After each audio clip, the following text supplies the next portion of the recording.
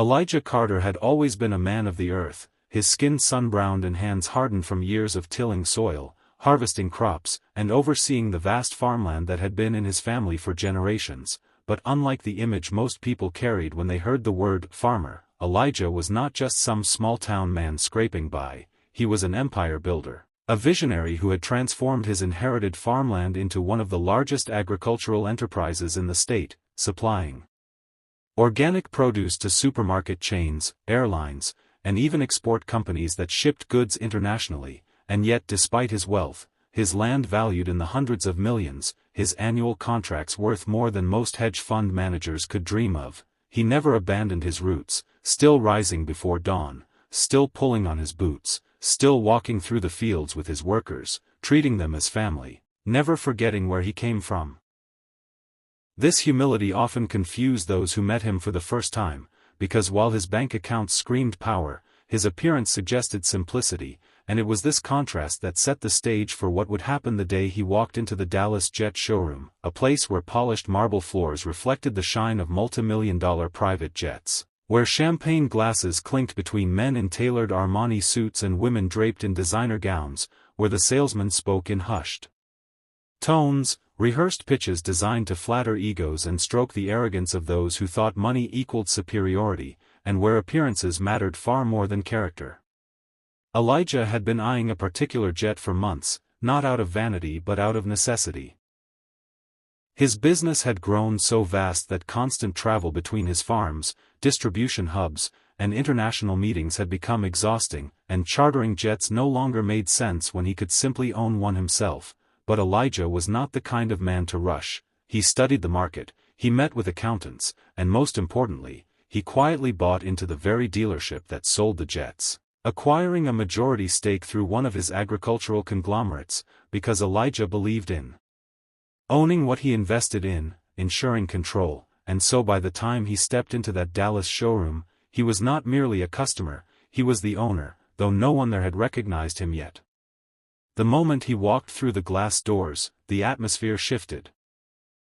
Heads turned, whispers rippled, and eyes narrowed as they scanned the figure of a tall, broad-shouldered black man in worn boots, faded jeans, and a flannel shirt, a man who looked out of place in a world of Rolexes, cufflinks, and Italian leather shoes, and though Elijah carried himself with calm confidence, the air was thick with silent judgment, an unspoken chorus of, "He doesn't belong here," and it wasn't long before the manager made that chorus audible.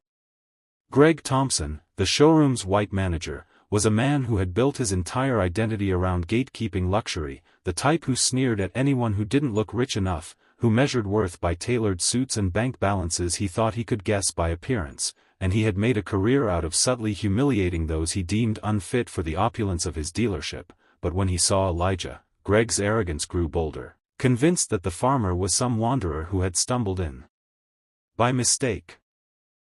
With a smirk curling on his lips, he marched across the polished floor, his expensive cologne clouding the air as he approached Elijah with the tone of someone about to deliver a lecture rather than customer service. "Sir," Greg began, his voice dripping with disdain, loud enough to draw the attention of a few champagne-sipping clients nearby, "this isn't exactly the place for farmhands. We don't sell tractors here. These are luxury aircraft, reserved for serious clients." His words struck like sharp barbs, and the chuckles that followed from a couple standing nearby stung like salt in the wound, but Elijah didn't flinch, didn't even blink, his deep brown eyes steady, scanning the showroom, pausing on the sleek Gulfstream G700 that gleamed under the bright lights, the very jet he had come to see. Greg, mistaking Elijah's silence for intimidation, pressed on, puffing up his chest, his smugness swelling with every word. "Look, I'm sure you worked hard for whatever little you've got, but these planes cost more than your farmhouse and your entire county combined, so let's not waste anyone's time. Security will show you out. We've got actual clients to attend to." Two security guards, tall, muscular men in black suits, moved in from the side, their hands already twitching as if eager to escort Elijah back through the glass doors, but Elijah remained rooted to the floor, his presence commanding, his stance unshaken, and it was then that he finally spoke, his voice calm, deep, carrying the weight of a man who had weathered storms and built empires with sweat and grit. "I came here to talk business, not to be lectured about appearances." The tone silenced the murmurs for a moment, but Greg, too blinded by arrogance, sneered and cut him off. "Business? With you?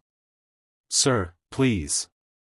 We both know you couldn't even afford the maintenance on one of these jets. Don't embarrass yourself. Security."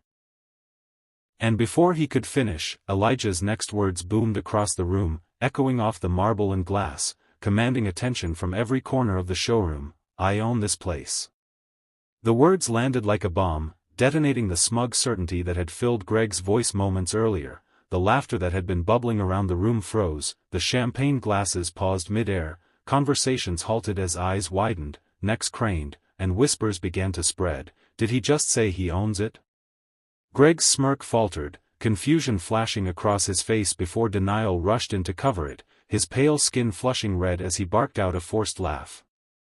"You own this? Don't be ridiculous. This dealership is worth hundreds of millions." But before he could finish, Elijah calmly reached into his pocket, pulling out a leather folder, flipping it open, and placing a thick stack of documents onto the glass desk that separated him from the stunned manager. Contracts, ownership papers, corporate filings, and correspondence signed by the board of directors, all bearing the unmistakable proof that Elijah Carter, the farmer Greg had tried to humiliate, was in fact the majority shareholder of the dealership chain itself.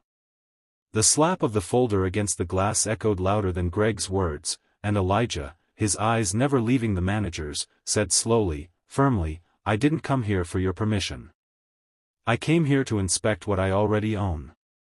Gasps rippled through the showroom, a wave of disbelief crashing over the crowd of wealthy clients who just moments before had mocked the farmer. The security guards, suddenly unsure of their place, exchanged nervous glances and took a cautious step back, their posture shifting from intimidation to uncertainty, and Greg, his face drained of color now, stumbled over his words. There must be some mistake, this can't."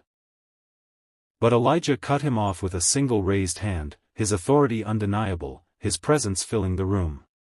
He turned his gaze toward the gleaming Gulf Stream once more and nodded slightly, as if approving it already, then returned his eyes to Greg and delivered the final blow. "Now, unless anyone else here has something smart to say about farmers and tractors, I'll be taking my tour." And Greg, his voice sharpened, a blade hidden in velvet, "Pack your things. You're done here." The silence that followed was deafening, broken only by the sound of Greg's shallow breathing as reality crashed down on him. The man he had mocked and tried to throw out was not just a customer but his boss, the one person he could least afford to offend. And as Elijah turned and began walking toward the jet, the crowd parted like the sea before him, their once judgmental eyes now filled with awe, respect, and perhaps even shame, while Greg stood frozen, unable to move, his arrogance shattered. His career slipping away with every step Elijah took across the gleaming floor of the empire he had just claimed.